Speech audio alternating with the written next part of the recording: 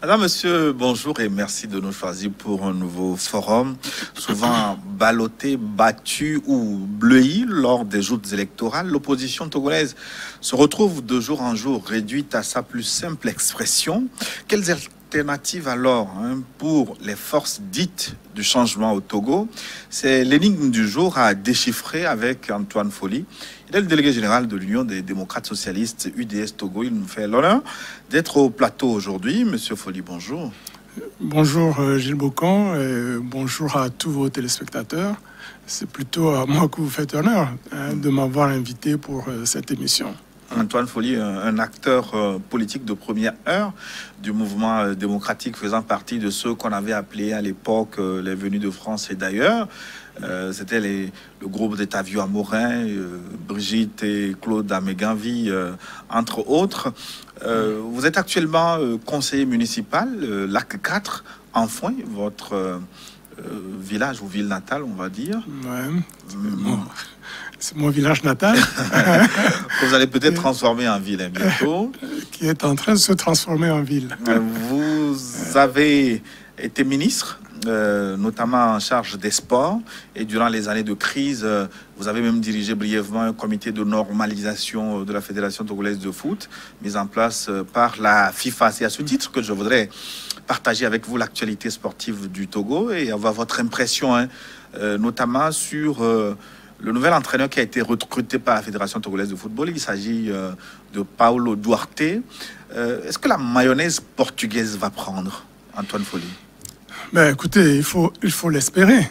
Il faut l'espérer. En tout cas, comme tous les passionnés de football et tous les supporters des éperviers, je souhaite que cette mayonnaise prenne. Alors maintenant, je n'ai pas d'appréciation particulière à apporter sur la personne de Paulo Duarte, mais ce que je suis quand même un peu vu de l'extérieur, je suis un peu surpris par la précipitation avec laquelle on a procédé au remplacement de Claude Leroy. C'est vrai que le départ, la démission de Claude Leroy était non seulement attendu, mais souhaité par beaucoup de supporters, par beaucoup de Togolais. Parce que, bon, comme on dit, un entraîneur ou un sélectionneur est responsable des résultats devant ses dirigeants. Et quand Claude Leroy arrivait au Togo, je crois que nous étions au classement FIFA aux alentours de 120, 122e. Et puis aujourd'hui, nous sommes 133e et la descente a été régulière depuis les 5 ans au cours des 5 ans qu'il a passé à la tête de l'équipe nationale. Mais est-ce qu'il ne faut pas relativiser cet échec parce que le roi était venu dans un contexte de reconstruction de l'équipe nationale? Oui, mais vous savez, une équipe nationale, la reconstruction d'une équipe nationale, ça part d'un projet. D'autres pays ont connu ça. La France, après son élimination de la Coupe du Monde en 1958, a connu une longue traversée du désert. Et à partir de ce moment-là, la France a mis en place un plan de refondation de son football. Bon, au Togo, quel est le plan de refondation de notre football? Dans le cas que j'évoquais tout à l'heure, c'est là qu'on a profité de la période de traversée du désert pour mettre en place un institut national de football qui a généré de grands joueurs comme Thierry Henry, Nicolas Anelka, Jean-Pierre Papin, pour ne citer que ceux-là, Jérôme Roten, etc., etc. Donc, tous autant de joueurs qui ont fait les beaux jours de l'équipe nationale de France. Bon, donc ça a participé d'un plan de refondation et de développement du football. Et on a vu les résultats. Après ça, la France a été championne du monde. La France a gagné 2 Coupes du Monde, ce n'est pas rien. Bon, mais d'autres pays ont fait la même chose. Le Brésil, après l'échec de 1974, a mis en place un système de refondation de son football. Ça lui a permis de gagner, après l'échec de 1974, de gagner quand même 2 autres Coupes du Monde. Voilà, donc le vrai problème n'est pas de recruter un sélectionneur, mais le vrai problème est de savoir le plan que nous mettons en place pour développer notre football, pour parvenir à des résultats, pas des résultats en dents de scie, mais pour parvenir à de vrais résultats. L'objectif pour notre pays, ça peut être gagner au moins une CAN ou aller à une finale de CAN. Jusqu'à présent, notre meilleure performance a été... La participation à la Coupe du Monde 2006. Oui, mais bon, on se rend bien compte aujourd'hui que cette participation à la Coupe du Monde a été un heureux accident de parcours. Parce que depuis ce temps-là, depuis 2006, où nous étions vraiment à la pointe, nous étions peut-être arrivés au 50e rang. Et depuis, nous n'avons pas arrêté de dégringoler. Oui, mais est-ce que ces performances ne sont pas à mettre en relation avec la retraite de l'international togolais quand même qui portait l'équipe nationale, en l'occurrence Emmanuel Adebayor-Shey? Non, mais en 2006, bon, c'est vrai, Emmanuel Adebayor n'était pas le meilleur joueur. Il y avait d'autres. C'est toute une équipe. Et c'est ça, c'est là que je parle de refondation du football. Quand vous prenez les équipes qui gagnent, les équipes qui se maintiennent au haut niveau, bien, c'est que ils ne réagissent pas seulement en termes d'équipe fanion. Les équipes nationales, ce n'est pas uniquement l'équipe fanion. C'est des équipes de moins de 17 ans, moins de 15 ans, moins de 17 ans, moins de 20 ans, l'équipe locale chez nous, l'équipe olympique et l'équipe fanion. Donc, ces différentes étapes permettent de préparer des joueurs pour suppléer, pour remplacer les meilleurs joueurs du moment. Ça permet de préparer de meilleurs joueurs. Oui, mais cette star-là, elle est commune aux pays africains. Quand vous prenez... Pardon? Cette star, elle est commune aux pays africains. Moi, je parle du Togo. Oui, mais tous les autres pays africains connaissent le même problème. Le Ghana a connu les traversées du désert. Le Nigeria, l'époque des Okocha est passée. Le Nigeria aussi, dans le ventre mou aujourd'hui des grands pays de foot. Vous prenez la Côte d'Ivoire, après les académiciens, il y a eu problème. Est-ce que... Oui, mais vous voulez me dire que prenez des pays comme l'Égypte, même le Nigeria dont vous parlez là, mais après la retraite des Okocha, des Wankokanu, etc. Mais le Nigeria a quand même gagné des Coupes d'Afrique. Et le Nigeria s'est régulièrement qualifié pour les Coupes du Monde. Donc, la présence, la traversée du désert du Nigeria n'a jamais duré... n'a jamais duré une dizaine d'années. Non, le Nigeria peut ne pas se qualifier pour une Coupe du Monde, peut ne pas se qualifier pour une CAN, mais c'est plutôt des accidents. Mais la réalité, c'est que des pays comme le Nigeria, comme le Cameroun, comme l'Égypte, maintenant des pays comme la Tunisie, dont on ne parle pas beaucoup, le Maroc, voilà, des pays qui ont connu une ascension régulière et qui se maintiennent au haut niveau. Et on remarque que dans ces pays-là, surtout dans les pays d'Afrique du Nord, c'est des pays qui imitent ce qui se fait dans les grands pays du football, dans les grandes nations du football. Ils essaient de prendre, de copier ce qui se fait de bien dans ces pays-là. Quand vous allez... Moi, j'ai souvent l'occasion de visiter des centres de formation des clubs en Afrique du Nord. Ça n'a rien à voir avec ce que nous voyons dans nos pays. Justement, quel est le problème, quel est le mal des pays africains, notamment togolais? Je vous pose la question parce que vous avez eu en charge un département ministériel, le ministère des Sports, vous avez dirigé la fédération. Pourquoi vous n'avez pas mis en place ce projet qui manque aujourd'hui pour le développement du football? Brièvement, pour qu'on revienne. Non, vous savez, moi je l'ai toujours dit, même lorsque j'étais ministre.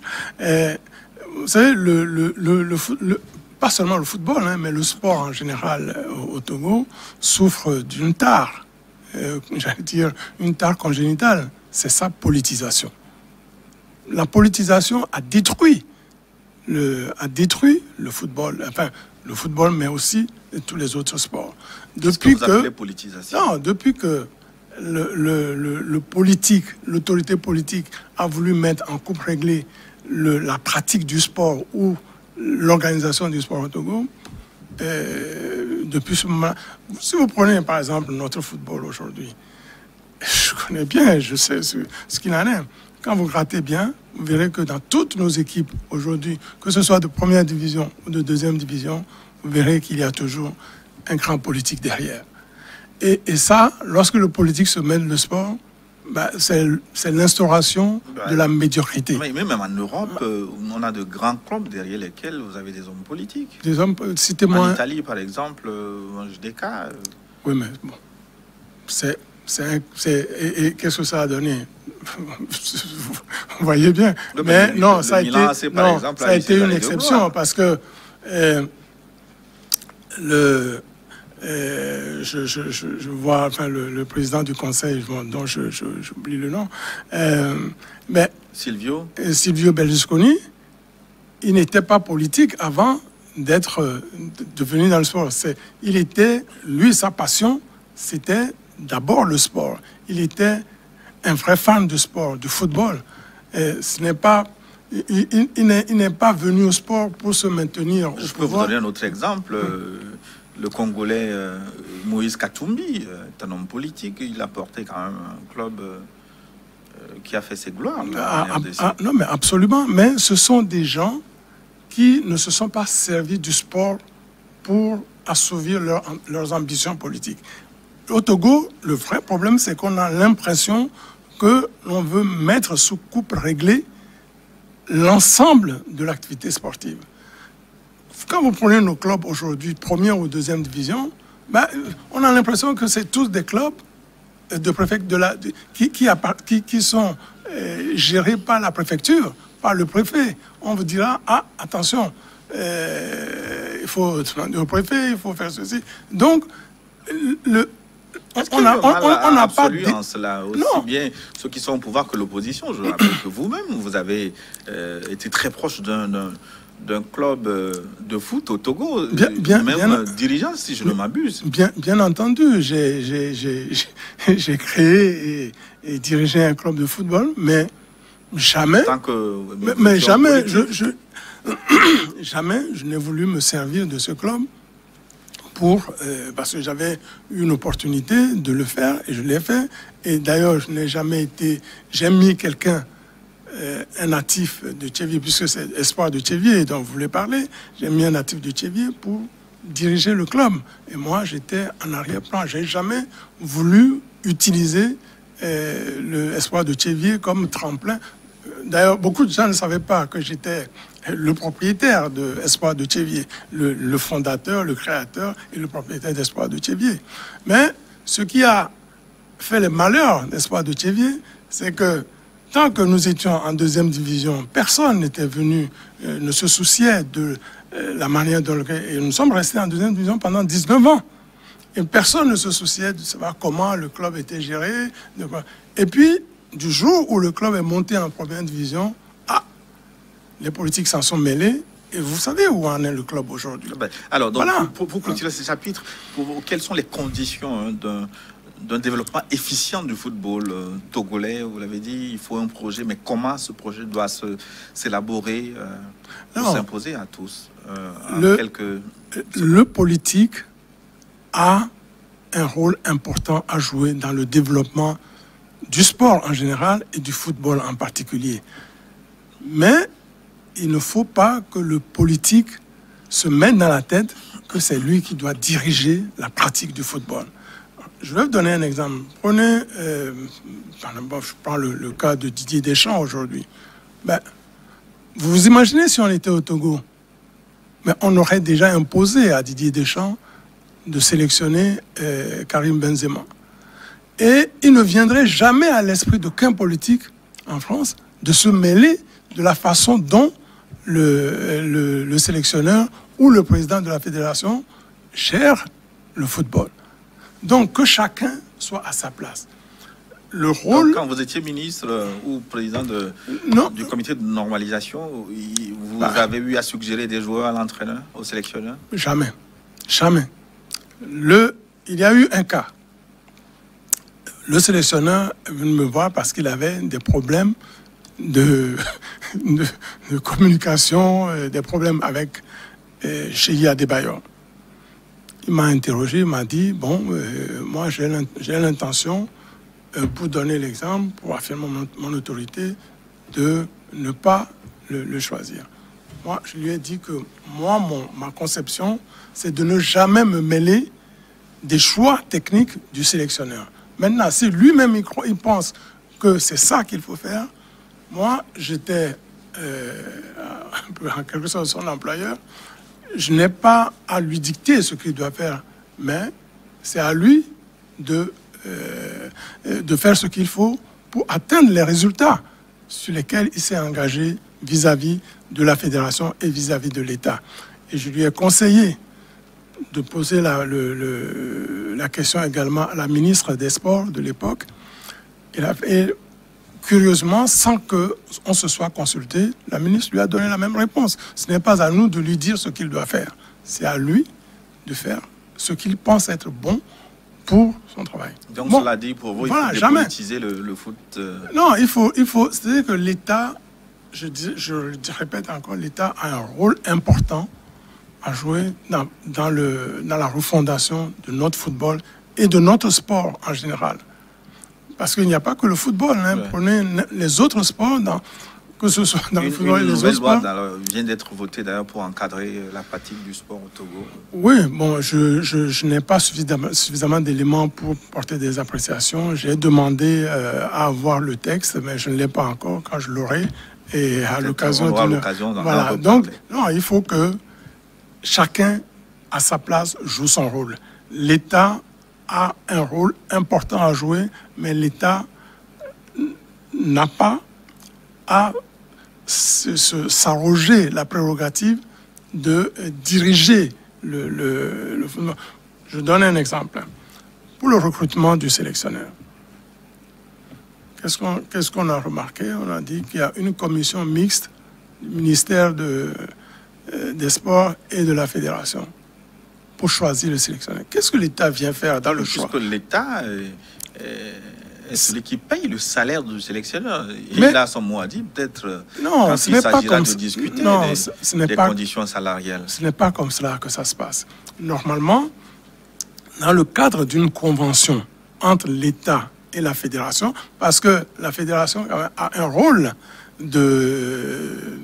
a une mission d'utilité publique.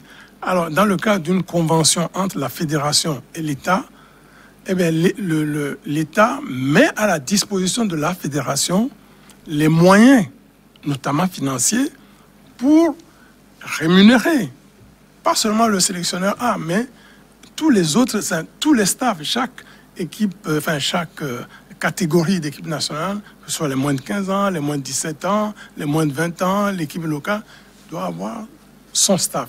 Et l'État a le devoir de mettre à la disposition de la Fédération les moyens pour assumer cette mission d'utilité publique.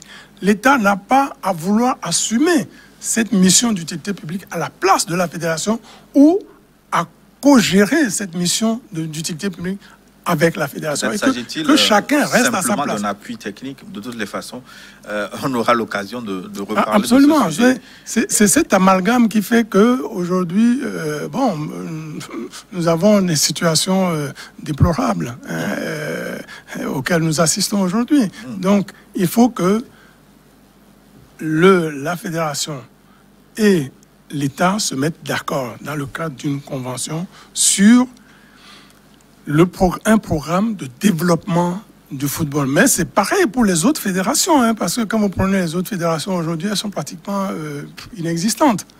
Ça doit être pareil pour toutes les autres fédérations. Et cette convention prévoit prévoit des objectifs en termes de résultats, en termes de développement du sport, etc. Et le rôle de l'État est de mettre à la disposition de ces fédérations les moyens pour atteindre ces objectifs. Ouais. Et la base de la relation entre l'État et les fédérations, c'est ça, c'est cette convention. Voyez, est-ce que vous avez déjà entendu, je ne sais pas moi, le ministre des Sports dire au président de la fédération en France qui il doit recruter comme sélectionneur. Bon, je ne sais pas si cela a été dit ici. Non, ça ne se fait pas. Bon, c'est votre avis sur le sujet.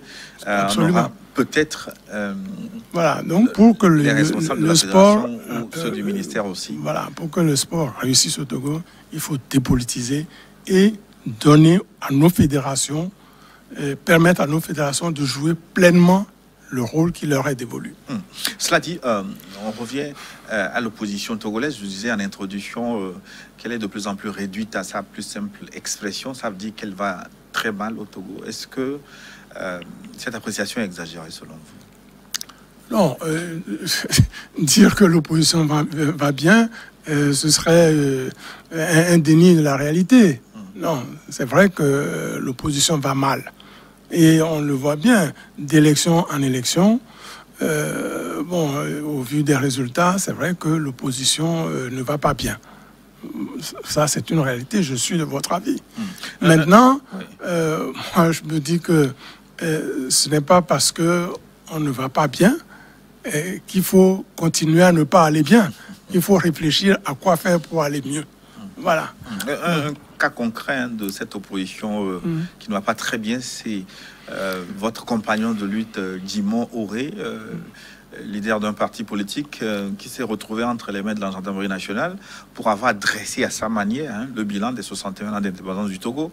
Et comme certains, pensez-vous que l'homme politique doit avoir une immunité de parole? Non. L'homme politique n'a pas d'immunité de parole. Mais la Constitution garantit à tout citoyen, qu'il soit homme politique ou pas, la Constitution garantit à tout citoyen la liberté de parole. J'ai ici le texte de l'article 26 de notre Constitution. Si vous permettez, je vais lire. Toute personne a la liberté d'exprimer et de diffuser par parole, écrit ou tout autre moyen ses opinions ou les informations qu'elle détient dans le respect des limites fixées par la loi. C'est pas moi qui l'invente, c'est la Constitution, c'est notre Constitution qui le dit. Ce qui s'est passé avec Djimon Auré est un vrai scandale. D'abord, c'est antidémocratique parce qu'elle viole la Constitution. La Constitution dit la parole s'exprime, on s'exprime dans les, comment on dit, dans les limites de la loi. Mais il n'y a aucune loi au Togo qui interdise à un homme politique d'exprimer ses positions, quelles qu'elles soient. Il y a des procédures qui permettent à des personnes qui sont mises en cause ou à des personnes qui ne sont pas d'accord avec les opinions exprimées, mais il y a des procédures qui leur permettent de faire valoir. Il y a des droits de réponse. Qu'est-ce qui empêcherait? Djimon Auré a dit que le Togo n'est pas un pays démocratique, que le Togo est une dictature. Il a comparé le Togo à... Mais ce que Djimon Auré a dit, les 95% des Togolais le pensent. Oui. Mais seulement 95% des Togolais n'ont pas la possibilité de le dire. Donc Djimon Auré l'a dit. Vous faites une étude parce que non, les 95%. Non, je veux dire... Ce que je veux dire, c'est que la grande majorité des Togolais pensent comme Djimon Auré. Bon, c'est votre avis. Non, mais c'est moi. Je vous livre mon opinion. Vous me demandez mon opinion. Voilà. Donc, la grande majorité des Togolais pensent que ce que Djimon Auré a dit. Le pire dans tout ça, voyez-vous, c'est que beaucoup de Togolais n'avaient même pas écouté l'émission de Djimon Auré. Et le fait de l'avoir arrêté manu militari, de lui avoir infligé des traitements inhumains, dégradants, comme on l'a fait là, mais ça a amené beaucoup de gens à vouloir écouter ce qu'il a dit. Bon, je ne sais pas ce que vous appelez conditions inhumaines et dégradantes. Non, mais on est allé l'arrêter chez lui, à son domicile, devant sa famille, devant ses enfants, devant sa femme, c'est une arrestation, donc je ne maîtrise pas les conditions dans lesquelles... Non, je crois que cette affaire est suffisamment grave pour qu'on ne la traite pas à la légère. Oui, mais... Aller arrêter un homme politique, qui plus est un ancien ministre de la République, aller l'arrêter comme ça, manu militaire, comme s'il avait organiser un coup d'État, comme s'il avait tué des gens, comme s'il était un vulgaire criminel. Aller l'arrêter dans des conditions où cela s'est fait, devant ses enfants.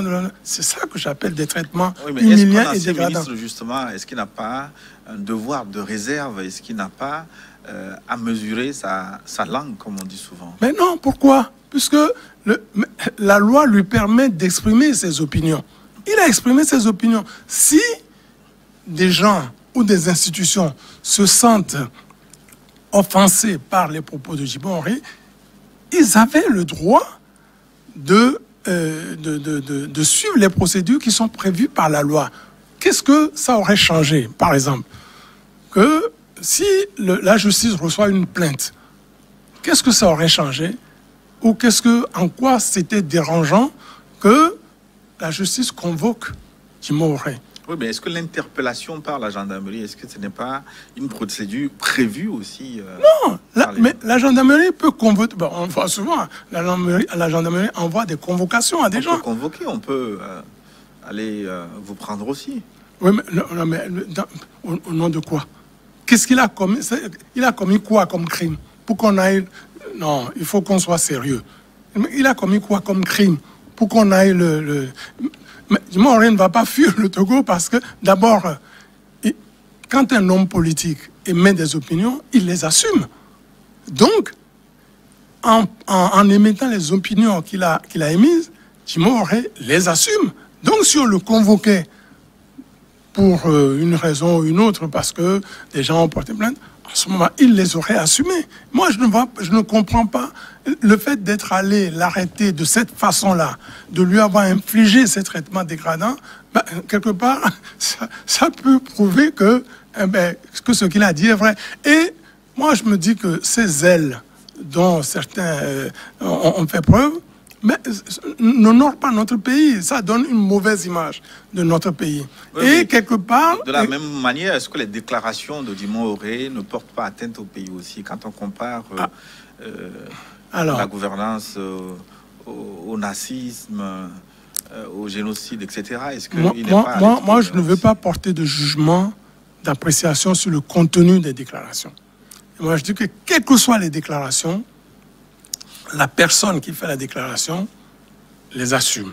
Maintenant, la loi prévoit un certain nombre de procédures. Par exemple, le droit de réponse. Qu'est-ce que ça aurait coûté aux institutions, aux personnes mises en cause, de faire valoir leur droit de réponse? De répondre à ce que... Et ça aurait même eu plus de sens. Et ça aurait donné à l'extérieur du Togo l'image d'un pays démocratique où des gens... Regardez, dans d'autres pays, des gens disent des choses plus graves que ça. Mais on n'est jamais allé les attraper manu militari. Il y a des arrestations au Bénin, par exemple, pour des déclarations sortir des chaînes de télévision. Ça a déjà eu lieu. Non, ne faisons pas de comparaison avec le Bénin. Si vous voulez, on pourra parler après du Bénin. Mais avant l'arrivée de Patrice Talon, quelque chose comme ça ne se serait jamais produit au Bénin. Bon, ça c'est un... Et le Bénin n'est pas... au jour d'aujourd'hui, un exemple en matière de progression, en matière de progrès démocratique. Donc, moi, je ne veux pas comparer ce qui se passe au Bénin à ce qui se passe au Togo, à ce qui se passe au Bénin. Mais je comparais, par exemple, ce qui se passe au Togo à ce qui se passe dans des pays démocratiques. Voilà. Du point de vue symbolique, est-ce que cette arrestation n'est pas à mettre en relation avec la fragilité de l'opposition aujourd'hui? Est-ce que vous-même, vous ne vous êtes pas tiré une balle dans les pattes? Parce que si ça n'a pas pu être possible dans le passé, c'est que quelque chose... Non, disons que, bon, c'est vrai, ça a pu jouer, mais ce qui est important d'abord, c'est que, c'est vrai, l'opposition s'est fragilisée au fil du temps par nos divisions, etc. Mais... Comment en est-on arrivé là? Mais cela ne justifie pas que le régime qui nous dirige puisse se livrer à des actes antidémocratiques. Cela ne le justifie pas. Moi, de ce que j'ai lu, de ce que j'ai écouté, mais je me dis que Djibo Henry n'a rien fait ou n'a rien dit qui justifie qu'on lui inflige ce traitement.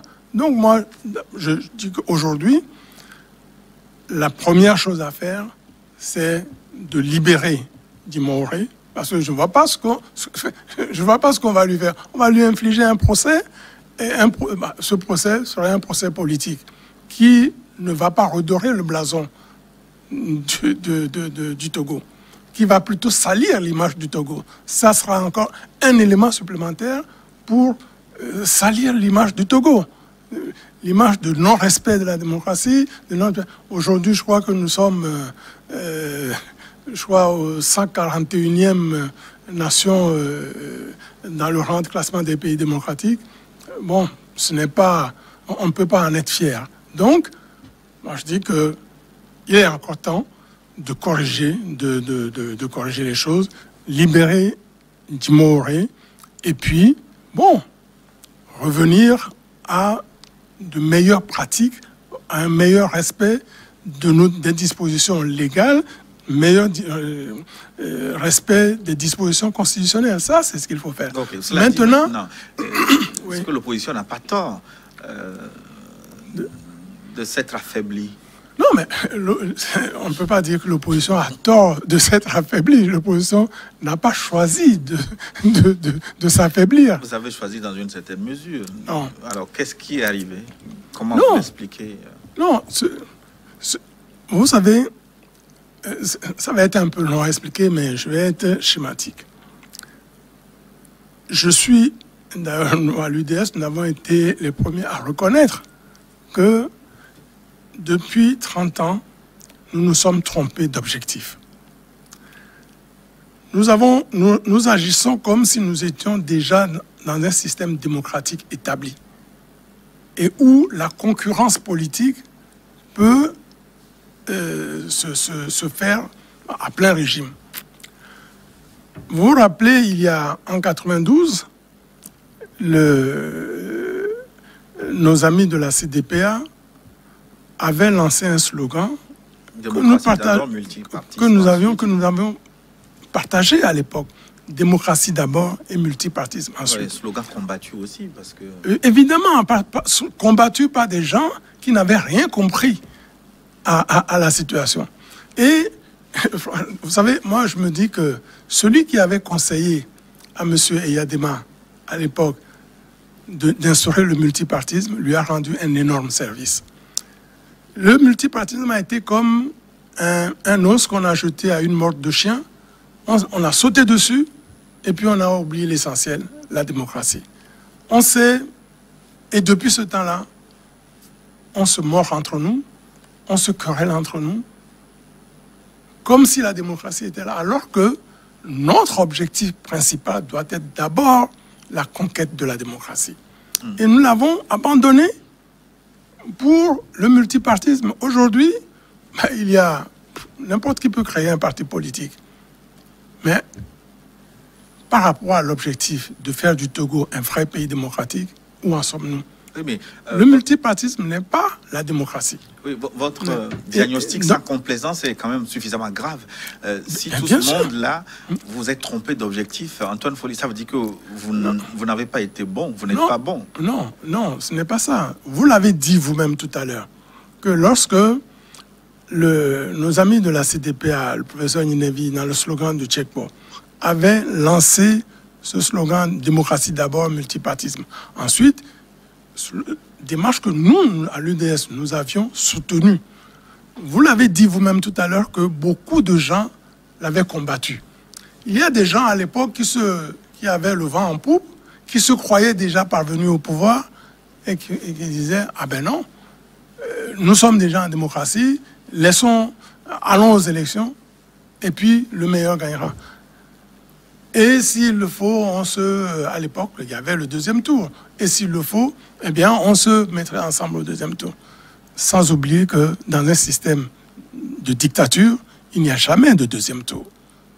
Et le fait est là, qu'au Togo, il n'y a jamais eu de deuxième tour. Et tant que nous serons dans un système de non-démocratie, il n'y aura jamais de deuxième tour. Et ça, beaucoup ne l'ont pas compris à l'époque. Et c'est pour ça qu'ils ont combattu le slogan de Tchekpo. Maintenant, il n'y a aucune honte à reconnaître qu'on s'est trompé et à revenir à de meilleurs sentiments. Mais il doit y avoir un malaise parce que vous vous êtes trompé sur l'essentiel. Ben évidemment, c'est ce que je dis. Et nous avons fait une déclaration le 14 juillet 2020 dans laquelle nous l'avons rappelé. C'est que si vous vous êtes trompé nous nous sommes détruits. Oui, si vous avez raté l'objectif en 90, ça se comprend encore. Mais tout au long de l'histoire politique du Togo, on va dire que le même virus vous a poursuivi, le virus de la division. Non, même récemment encore, au sein de ce qu'on a appelé la C14, absolument, les mêmes problèmes se sont posés. Absolument. Que 30 ans plus tard, vous traînez les mêmes tas. Non, mais je vous parlais d'une déclaration que nous avions sortie le 14 juillet 2020. Donc, c'était l'année dernière, il n'y a même pas un an. Et dans cette déclaration, nous reconnaissions que nous avons commis les mêmes erreurs qui ont eu les mêmes conséquences, qui ont eu les mêmes effets. Et cela fait 30 ans que nous commettons cette erreur. Donc, 30 ans dans la vie d'une nation, c'est rien. Mais il n'est jamais trop tard.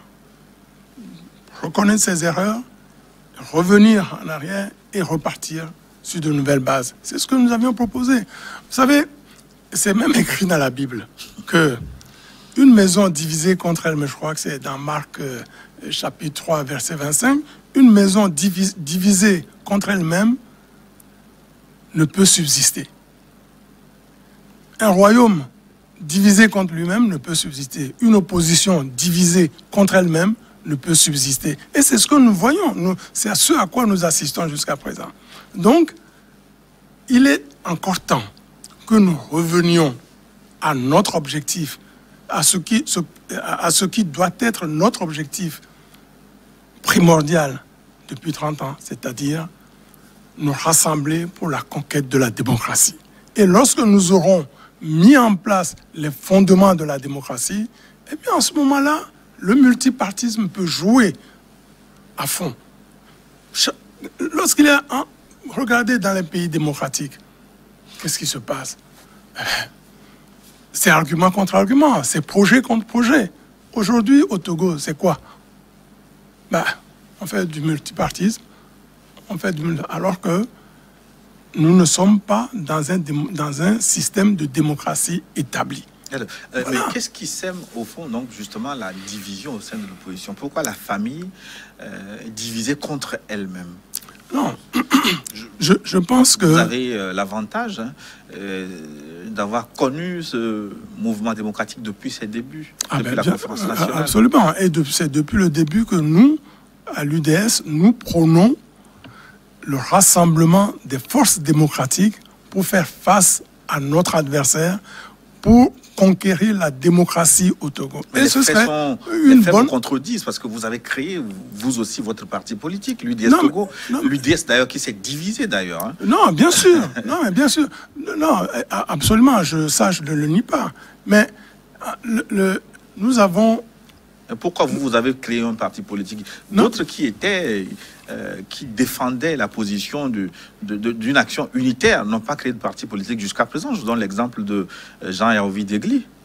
Non, non, ce n'est pas le bon exemple. C'est pas le bon exemple. Non, nous avons créé nos partis parce que nous étions porteurs d'un projet politique, d'un idéal politique fondé sur la social-démocratie. À partir de ce moment, et très tôt, nous avions compris que la multiplication des partis n'allait pas nous rendre un service. Et c'est pour cela que l'UDS a été l'un des piliers de la fondation de l'UFC. UFC, regroupement de partis politiques. Déjà en 92, c'est-à-dire nos partis ont été créés en 91. Et déjà en 92, l'UDS avait travaillé à la création, au rassemblement des partis qui avaient la même conception de notre lutte. Donc, notre vocation à rassembler, notre souhait de rassemblement des forces acquises au changement ne date pas d'aujourd'hui. Seulement, comme vous l'avez reconnu tout à l'heure, nous avons été combattus, y compris au sein de l'UFC, lorsque nous étions ensemble. Beaucoup de gens ne savent pas que l'UFC au début, n'était pas un parti politique, mais un regroupement de partis politiques. Nous étions 7 partis politiques à nous être regroupés autour de Gilles Olympio pour travailler à l'avènement du changement. Bon, malheureusement, les choses ne se sont pas passées comme cela. Les virus de la division sont passés par là. Et bon, l'UFC s'est éclaté, des partis, et d'ailleurs, je me dis que à l'époque, des 7 partis politiques qui constituaient l'UFC à l'époque, ben, le seul qui soit encore en activité aujourd'hui, c'est l'UDS. C'est l'UDS. Tous les autres, ben, on n'en parle plus. Oui, parce que les leaders ont trépassé. Non, certains leaders ont trépassé, la plupart des leaders existent toujours. Mais voilà, des choix ont été faits. Et de ces partis-là, le seul qui soit encore en activité aujourd'hui, c'est l'UDS. Mais pourquoi l'expérience de l'UFC, par exemple, comme regroupement de partis politiques, n'a pas fonctionné? Non. Puisque vous étiez à l'intérieur. Non, cela n'a pas fonctionné parce que même vous l'avez dit tout à l'heure. C'est dû d'abord à nos divisions. Et les divisions, généralement, s'expliquent par peu de choses. Il y a les égos, il y a les mésententes entre les hommes, etc. Et puis, il y a surtout, et là je le dis avec humilité, il y a surtout le fait que nous n'arrivons pas à mettre en place une stratégie, enfin une vision politique de l'avenir de notre pays. Vous savez, un regroupement politique, ça repose sur 2 choses.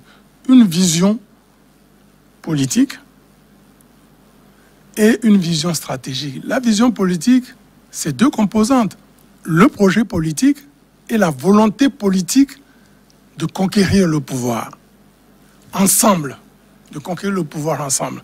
Alors, le problème, c'est que du fait de nos partis, de la multiplication de nos partis, nous avons fait la promotion partisane, la promotion des partis et des individus et des hommes, au lieu de faire la promotion de la conquête de la démocratie, au lieu de faire la promotion d'un vrai projet politique et d'une volonté politique de parvenir au pouvoir. Parce que beaucoup de gens croient que faire de l'opposition, c'est ça la politique. Non. Lorsqu'on crée un parti politique ou un regroupement de partis politiques, l'objectif premier doit être de parvenir au pouvoir parce qu'on est porteur d'un projet politique dont la mise en œuvre changerait la société togolaise, changerait la vie des Togolais. Être dans l'opposition ou faire de l'opposition ad vitam aeternam, ce n'est pas la vocation d'un parti politique. Donc c'est pour cela que, en plus d'avoir un projet politique crédible, alternatif, il faut avoir la volonté politique de parvenir au pouvoir, de conquérir le pouvoir. Or, au Togo, quand on parle de conquérir le pouvoir, d'aller au pouvoir, c'est comme si on commet un crime.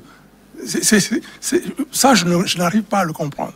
Donc, et ça, c'est la deuxième. Et puis, l'autre vision, c'est la vision stratégique. C'est-à-dire, de quelle façon on veut parvenir au pouvoir. Il y a beaucoup de gens qui pensent que qu'on crée les partis politiques uniquement pour aller à des élections présidentielles. Non, il n'y a pas que l'élection présidentielle. Moi, je connais, j'ai vécu l'histoire de la gauche en France qui, pendant 23 ans, a connu la traversée du désert. Mais à partir du jour où la gauche a décidé de se transformer non plus en groupe de contestation, mais en famille politique de gouvernement, mais ils ont changé leur fusil d'épaule. Donc, ils se sont fixés des objectifs. Les objectifs, ça a été d'abord la conquête des villes, des grandes municipalités. Ensuite, ça a été la conquête de l'Assemblée nationale, etc.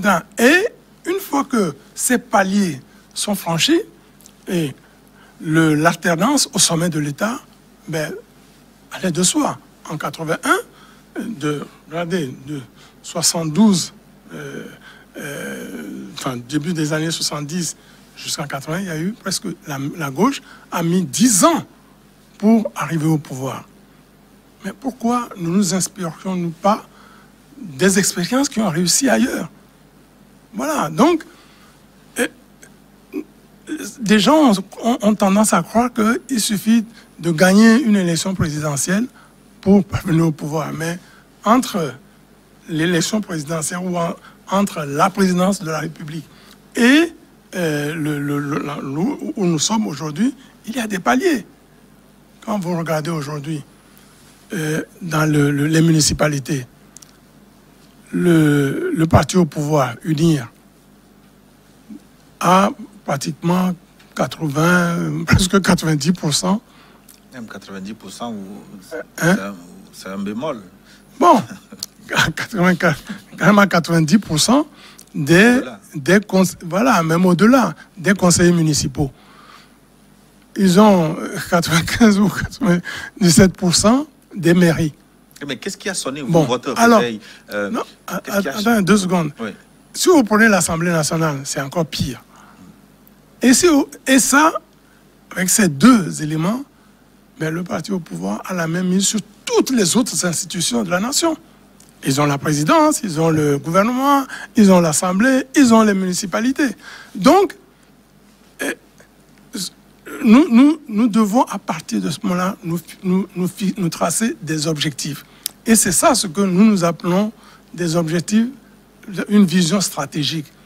Mais comment faire pour partager cette vision avec l'ensemble de l'opposition? Nous allons en parler tout à l'heure, mais nous allons marquer une pause. On reparlera aussi des discussions politiques en cours aujourd'hui. Comment l'opposition s'organise pour mener ces discussions? Quels sont les résultats attendus?